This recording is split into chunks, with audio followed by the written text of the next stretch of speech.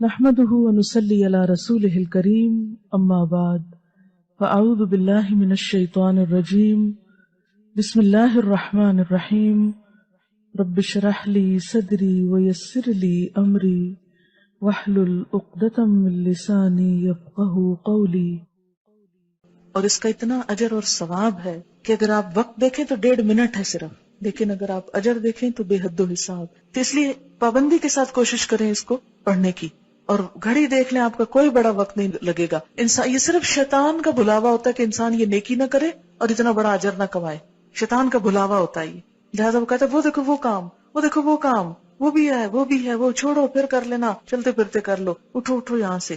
جس طرح قرآن میں آتا ہے فسبح ادبار السجود، سجدوں کے بعد بھی رب کی تسبیح کرو. لہٰذا کیا پڑھتے ہیں 33 دفعہ سبحان اللہ، 33 دفعہ الحمدللہ، 34 مرتبہ اللہ اکبر. کیونکہ نماز کے بعد اللہ کی رحمت متوجہ ہوتی ہے، دعا مانگنے کا وقت ہوتا ہے. کچھ اور جو ہم عربی میں نماز کے اندر نہیں مانگ سکے اب باہر مانگ رہے ہیں، لیکن شیطان کہتا ہے کسی طرح نہ ہی مانگے تو اچھا ہے، محروم ہی اٹھ جائے.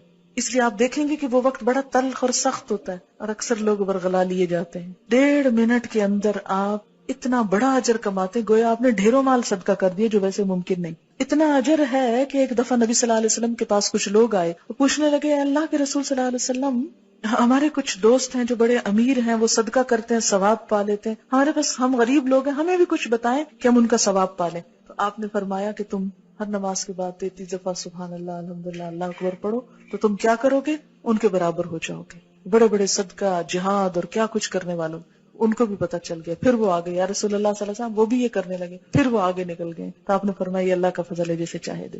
پھر ہوتا ہے اب نماز پڑھ لی، جلدی جلدی وہ بلا کے آرڈر کر دیں سب کو جو جو کچھ کہنا ہے، پھر بولنا شروع کر دیتے. لہٰذا تھوڑا سا اور صبر. وہاں تو فرض تھا چپ رہنا، اب کیا ہے نفل ہے چپ رہنا. اور آیت الکرسی جو ہر فرض نماز کے بعد ہے، آپ نے فرمایا جو ہر نماز کے بعد آیت الکرسی پڑھے اسے بہشت میں داخل ہونے سے سوائے موت کے کوئی چیز نہیں روکتی. گویا جنت کا دروازہ کھل گیا اس کے لیے. اسی لیے فرض نماز کے بعد جو آیت الکرسی ہے اس کا بھی بڑا اجر ہے کہ جو پڑھے گا وہ اس کے بعد فوت ہو جائے سیدھا جنت میں. لیکن آپ نے فرمایا یہ صرف انبیاء، صدیقوں اور شہیدوں کو یہ صفت ملتی ہے، ہر کوئی نہیں اس کی پابندی کر سکتا. کیوں؟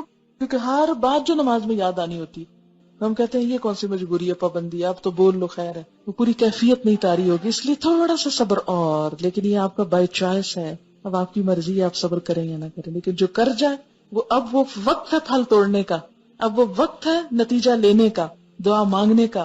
اس وقت میں اگر آپ گئے تو گئے، چھٹ گیا تو رہ گیا.